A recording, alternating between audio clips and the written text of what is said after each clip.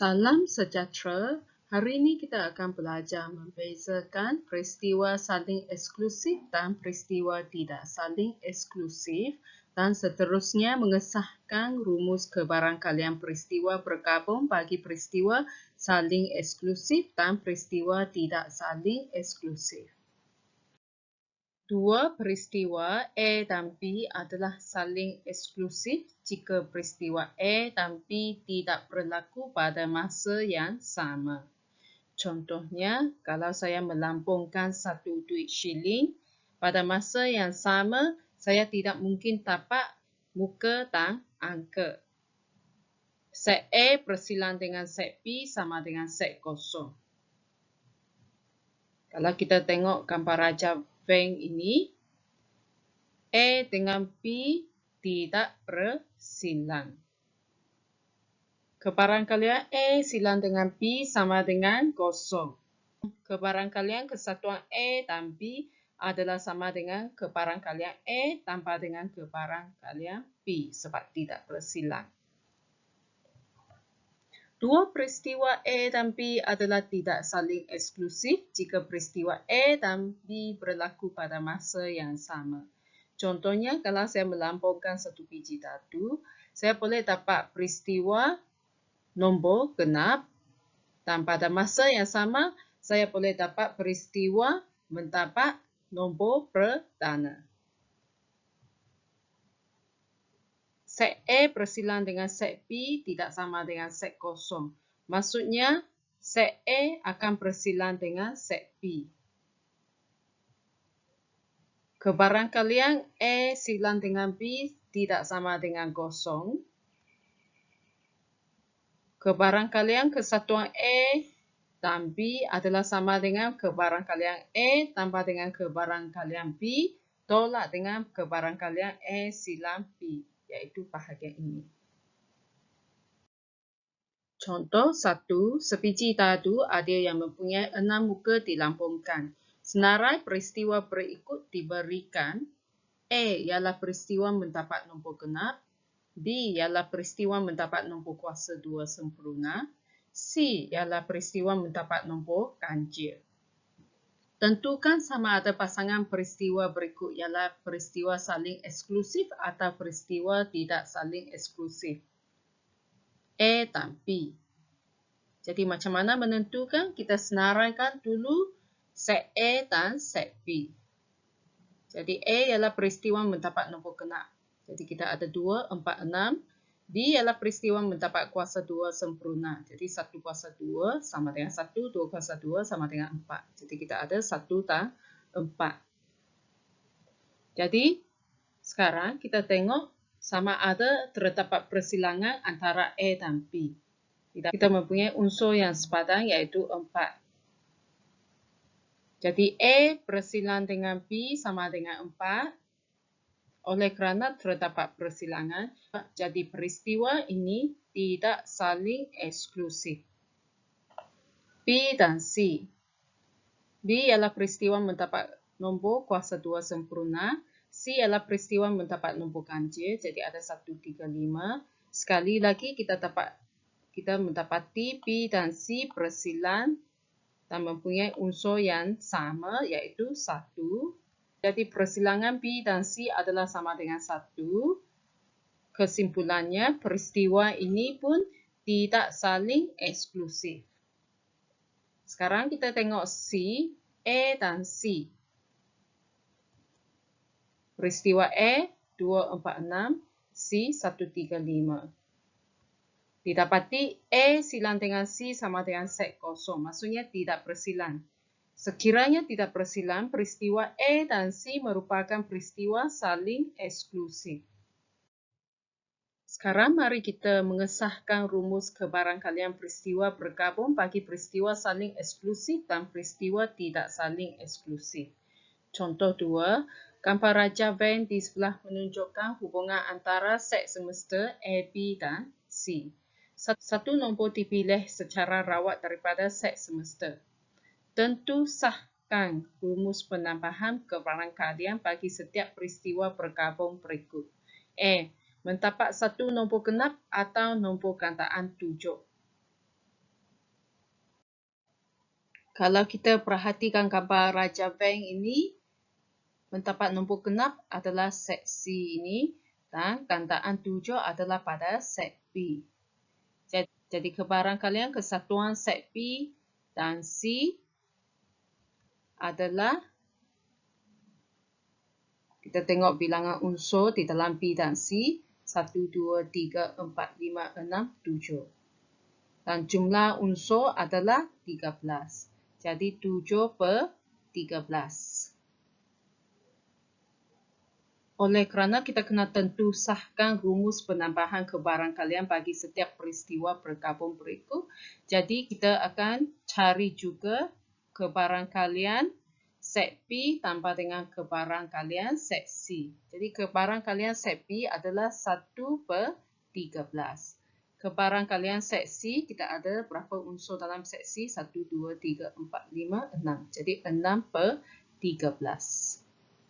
Jadi kalau kita jumlahkan, kita dapat juga 7 per 13.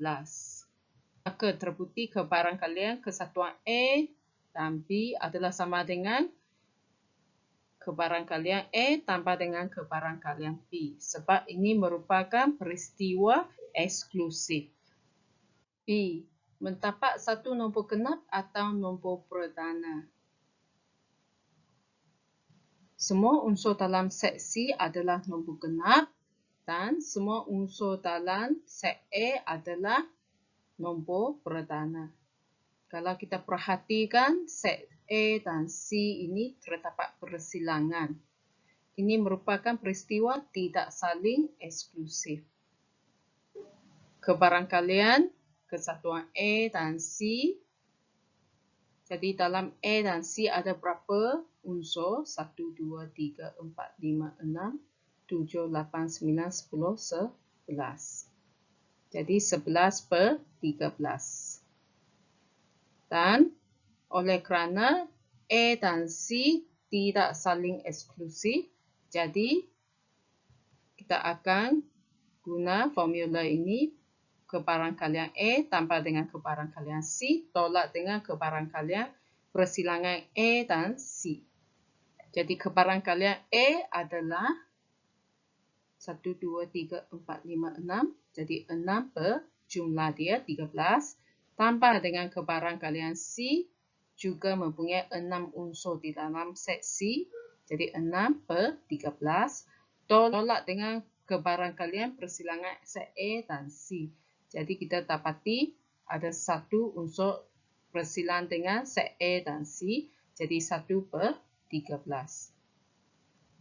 Dan kita dapat juga 11 per 13. Maka terbukti untuk peristiwa tidak saling eksklusif, kebarangkalian kesatuan A dan C adalah sama dengan kebarangkalian A tambah dengan kebarangkalian C tolak dengan kebarangkalian A bersilang dengan C. Contoh 3. 9 keping kad berlabel dengan nombor 4, 5, 6, 7, 8, 9, 10, 12 dan 13 diletakkan ke dalam sebuah kotak. Sekeping kad dipilih secara rawat dari kotak itu.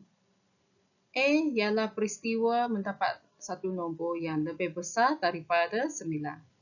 B ialah peristiwa mendapat satu nombor perdana. C ialah peristiwa mendapat satu nombor genap. Tentu sahkan rumus penambahan kebarangkalian bagi setiap peristiwa bergabung berikut dengan menyenaraikan semua kesudahan yang mungkin. A. Kebarangkalian A atau B. Jadi kita senaraikan unsur dalam set A iaitu satu nombor lebih besar daripada 9. Jadi kita ada 10, 12 dan 13. Dan set B nombor perdana. Jadi nombor perdana ada 5, 7 dan 13. Yang pertama kita kena tengok sama ada set A dan B bersilang atau tidak. Jadi didapati set A dan B bersilang iaitu terdapat unsur yang sama iaitu 13. Jadi persilangan set A dan B adalah sama dengan 13. Jadi, oleh kerana terdapat persilangan, ini merupakan peristiwa tidak saling eksklusif. Untuk peristiwa tidak saling eksklusif, masih ingat lagi, selain kebarangkalian A tambah dengan kebarangkalian B, kita kena tolak dengan kebarangkalian persilangan A dan B. Jadi, kebarangkalian A di sini ada 3. Untuk set A kita ada 3 unsur. Jadi 3 per jumlah dia 9 tambah dengan kebarangkalian B terdapat 3 unsur juga. Jadi 3 per 9 juga. Tolak dengan persilangan antara set A dan B iaitu 1 per 9. Sama dengan 5 per 9. Oleh kerana perlu tentu sahkan rumus, jadi sekarang kita akan cari juga unsur A atau B, iaitu kesatuan A dan B. Kesatuan A dan B kita ada 5, 7, 10, 12 dan 13. Oleh kerana 13 unsur yang sama, jadi kita tulis sekali sahaja.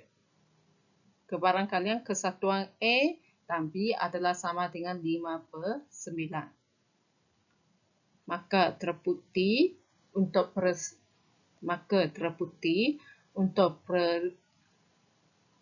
peristiwa saling tidak eksklusif, kebarangkalian A tambah dengan kebarangkalian B tolak kebarangkalian A persilang dengan B adalah sama dengan kesatuan kebarangkalian A dan B.